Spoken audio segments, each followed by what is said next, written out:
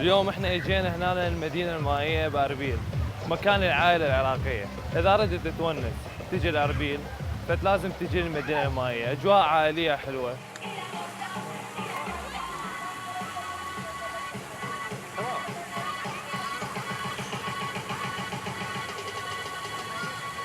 Türkiye'den geldik. Irak da güzel, Kürdistan da çok güzel. Gördük burada havası güzel, sıcak, Erbil güzel. Kürdistan güzel bir yer. İklimi güzel, doğası güzel.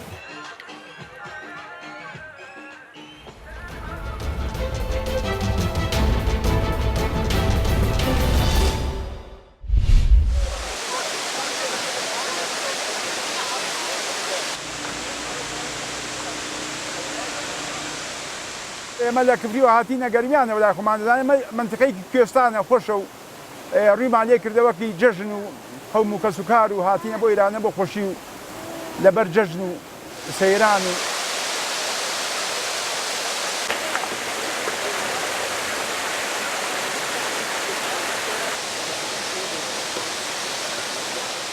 ئێمە لە هاوینە هەواری ئاوێسەرین تەمەن وەکو تیمەکانمان بە ڕێبەرایەتی گەشت و گوزاری هەڵەبجە هەر لە پێش جەژنەوە ئامادەکاری تەواومان کردووە بۆ شوێنە گەشتیارەکان بۆ ڕەچاوکردنی پاک و خاوێنی هەروەها بۆ نرخ و بۆ گونجاندنی مەسان و خەڵکانێک کە ڕوو لە سنووری پارێزگای هەڵەبجە هەورامان دەکەن.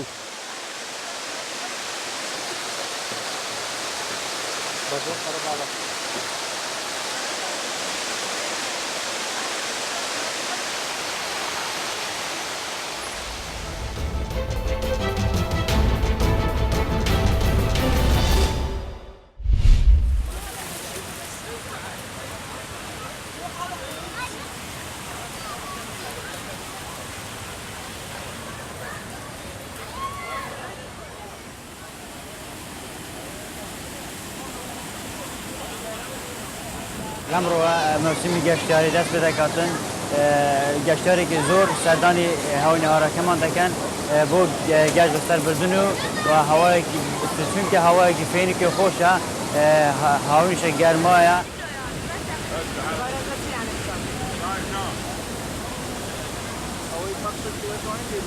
بۆنێ جەژنی ڕەمەزانی پرۆز ئەوڕۆ هاتوین بۆ شەلالەی گەلی عەلیبەگ لەگەڵ چەند دۆست و هاوڕێیانم ئێوارێکی خۆش بەسەر بین دەوەکەی زۆر خۆشە و ئینشاڵڵا خۆشتری شەوی.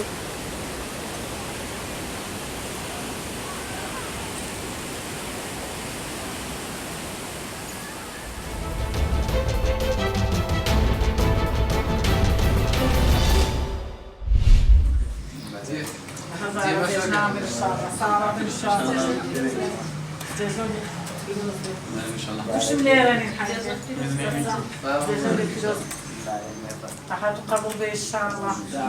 أنا أروح أصير إن شاء الله. فيروز إن شاء الله. فيروز إن شاء الله. هم صارين مرحين زين. ئەو ڕۆبەبوونەی ئەو جەژنە موبارەکەوە لەگەڵ خوشکوبرای بەڕێزم هاتووین سەردانی دایک و بابی خۆشەویستمان کردووە. ئینشاءڵڵا ئەو کەسانی کە لە دایک و بابیشیان دوورن ئەو جەژنە ببێتە مای ئەوەی کە بە دیداری یەکدی شاد ببن. ئەو کەسانی کە ناخۆشیێکیان لە نێواندا دڵگیریەکیان لە نێواندا هەیە ئەو جێژنە بێتە مای ئاشتی بۆ یەکدی و دڵسافی یەکدی لە نێوان هەموو خوشک و برا و دایک و بابەکاندا بێ ئینشاءڵڵا.